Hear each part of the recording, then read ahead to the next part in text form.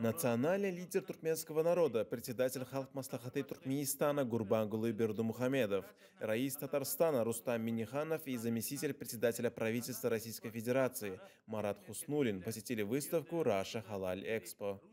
В рамках своего визита гости посетили стенд Республики Татарстан. Глава Агентства инвестиционного развития Республики Татарстан Талия Минулина рассказала об экономическом, инвестиционном и промышленном потенциале республики, а также о ведущих татарстанских предприятиях, в том числе сотрудничающих с Туркменистаном.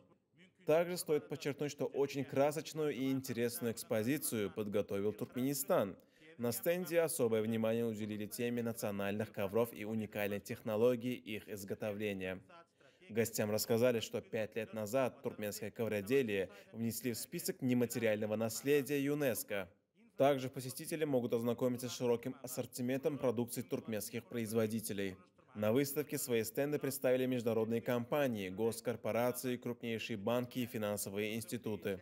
Также здесь презентуют инвестиционный потенциал и достижения в области технологий и исламской экономики, B2B проекты, продукты крупного бизнеса и субъектов малого и среднего предпринимательства.